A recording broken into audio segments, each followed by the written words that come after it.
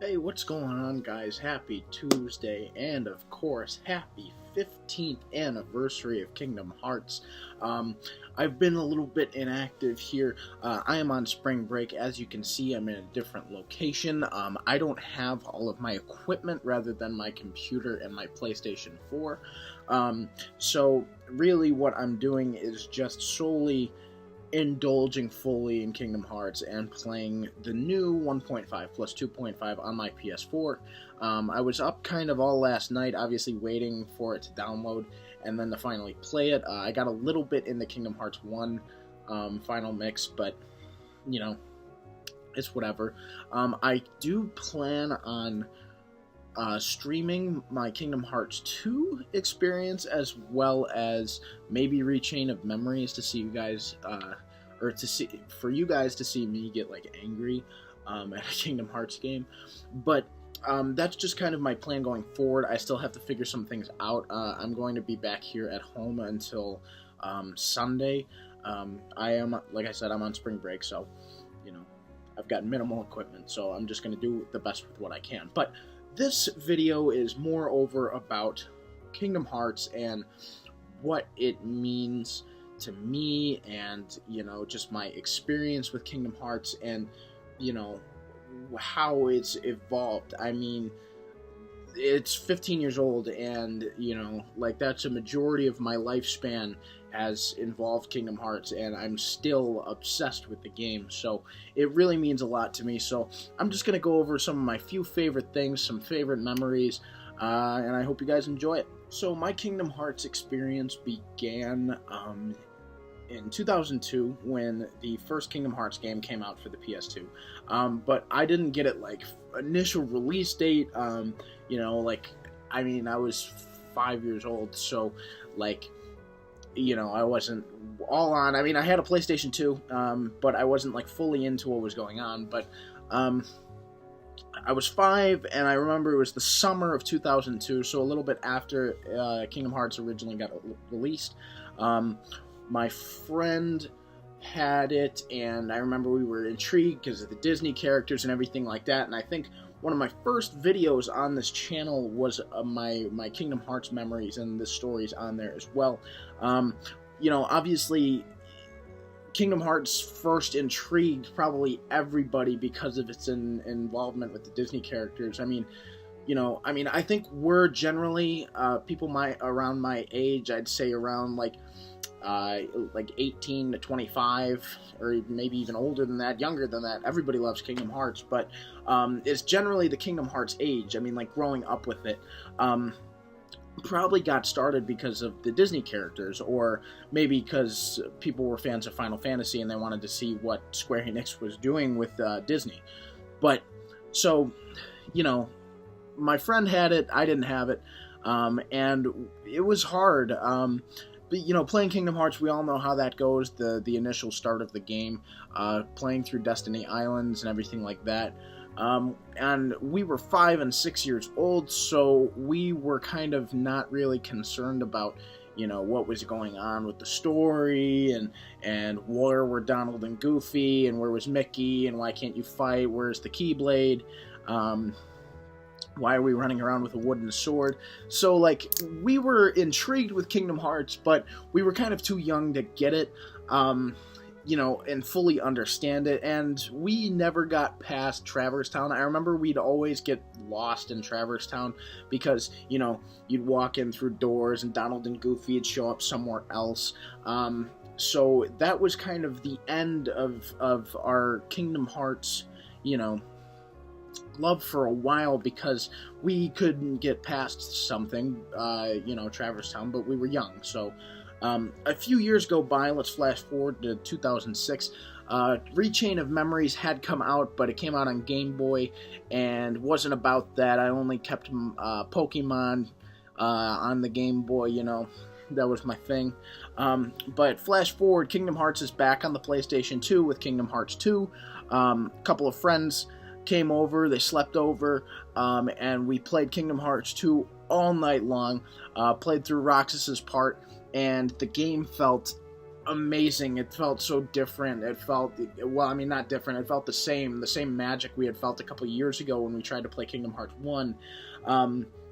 But now it was different, and we were intrigued with Roxas, and we're like, where was Sora? And we got through Sora, and my real true love fell in love with Kingdom Hearts when Kingdom Hearts 2 came out. I played the shit out of that game, literally. You know, it was such an incredible experience. I you know, I wanted a Keyblade after playing through Kingdom Hearts 2, and it was the first Kingdom Hearts game I had completed from start to finish and enjoyed it. And I played Kingdom Hearts 2 probably through so many times, like countless times.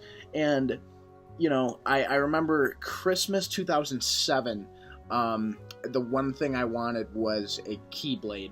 And it was, you know, a real metal Keyblade, and I baited as a, you know, as a 10-year-old, which is very, you know, or 9-10-year-old, is a very bad bait to make. Whether Santa Claus was real or not depended on whether or not I got a Keyblade. So, that happened, and that is still, to this day, like, top 3 Christmas gifts ever. Probably, you know, the two above it are probably game consoles like PS3 or PS4 or PS2. But like the Keyblade is probably, you know, it was something I wanted so bad, and I got it, and you know that just made me feel like Sora, you know, and I just felt empowered. It's a 25-pound sword. It's been in my videos before. But it feels so, I mean, it's a 25-pound sword. I mean, it's incredible. So that is just one of my favorite memories. But going back through and beating Kingdom Hearts 2 several times, I went back and played through Kingdom Hearts 1 and beat it. And so, you know, I had the Kingdom Hearts series kind of on the PlayStation 2, and ReChain of Memories came out. I don't remember when it came out on the PS2, but I got that and hated it, as kind of everybody else does. But that's kind of where my Kingdom Hearts story stopped for a long time, because I never had a PSP, and I never had a Nintendo 3DS. I had a Nintendo DS, but I was kind of, you know, one of the people who thought that, you know, these side games that are coming out aren't important because it's not Kingdom Hearts 3. So I never bought into that until around about 2 years ago, when I heard about the announcement for Kingdom Hearts HD 2.5 Remix for the PS3. I had no idea that 1.5 had come out for the PS3, but I heard about 2.5, and I run to the store, pick up 2.5, saw 1.5 as well, and bought that. And I played through the whole story again. And at this point in time, it's probably about years, I'd say 7 years since I had last, I'd say about 5-6 years since I had last played Kingdom Hearts, and I fell in love with the series once again.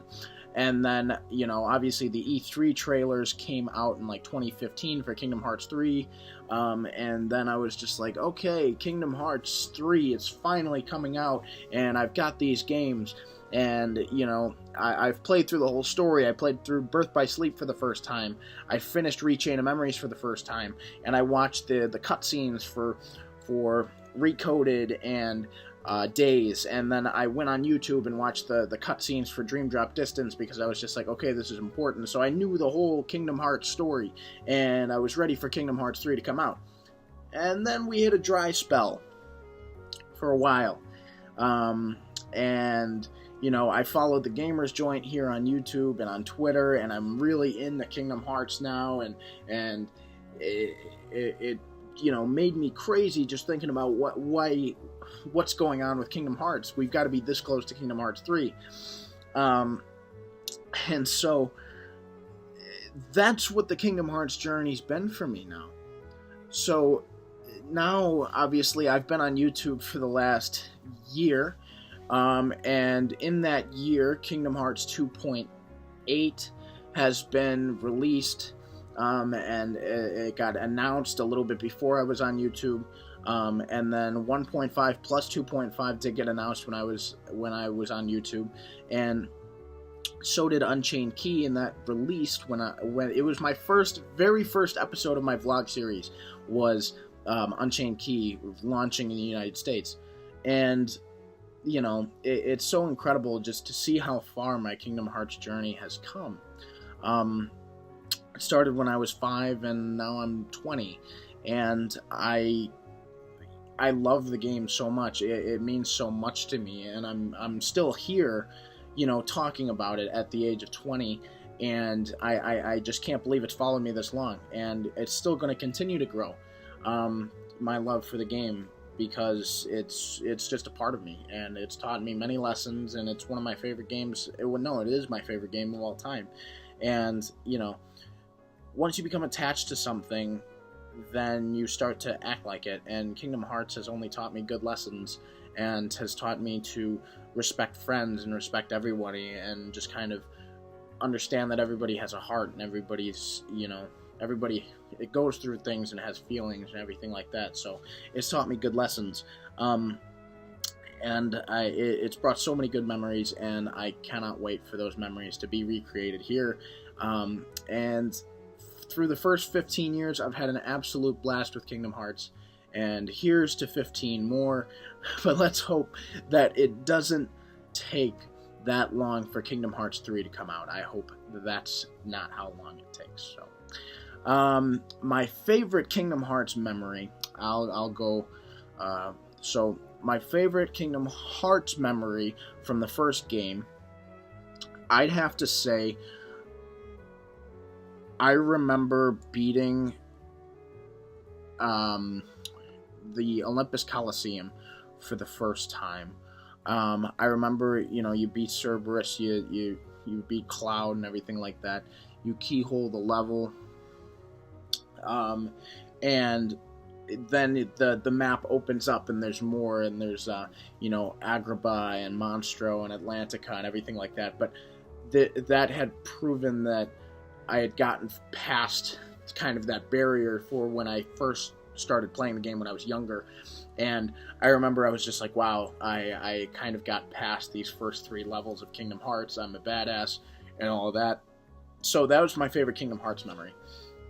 My favorite Kingdom Hearts 2 memory, there's a lot of them, but I'd have to say making the Ultima weapon for the first time was probably the greatest accomplishment I've ever achieved in terms of video gaming. There was so much collecting to do in the original Kingdom Hearts 2, and you know, it was difficult, and it was a long time, but I finally did it, and I still have that original file of mine on a PS2 memory card somewhere here in this house, not, you know, in my apartment, but like, it's so just gratifying just making the Ultima weapon, and I've done it so many times since, but like that first time was an incredible feat. And then you go off, you beat Sephiroth, and then after that, I think I don't think I leveled up. I think I beat Sephiroth very at a low level with the Ultima weapon my first time. You know, it took me a few tries. I'd say more than a few, but you know, but I also remember leveling up in Kingdom Hearts 2. In the original Kingdom Hearts 2, you could go to the top of the Pride Rock and fight off all those little yellow guys. I remember doing that a lot, and so, you know, I could go so far into my favorite Kingdom Hearts memories, and just know that I have a lot of them, and I could sit here and ramble for 10 more minutes, but I'm not going to. But I really do appreciate you guys, you know, on my channel. Kingdom Hearts has kind of turned into the majority of what I've talked about, because, I mean, in the last 3 months, 2 Kingdom Hearts games have been released, and that is like a first for ever. So I just got really excited about that, and Kingdom Hearts is kind of, you know, shaped me into who I am. It's helped me launch this YouTube page, so I'm going to talk about it when I can. So if you guys could drop a like on this video, comment, let me know what your favorite Kingdom Hearts memories are in the first 15 years and what you're looking forward to for the next 15 years. Obviously Kingdom Hearts 3, but show me your memories, show Kingdom Hearts some love. Go play Kingdom Hearts 1.5 plus 2.5. Check out my other channel, which has mine and my friend's podcast. We're going to be talking about movies and everything like that on there. The new Spider-Man Homecoming trailer dropped today as well. We'll be discussing that on this week's episode, but check us out. And then, as always, subscribe to my channel. I've got more nerd news coming this way, more Kingdom Hearts, and I've got a plan to stream and upload videos for Kingdom Hearts 1.5 plus 2.5. So, until next time, or until there's more nerd news, I'll catch you guys then. See ya.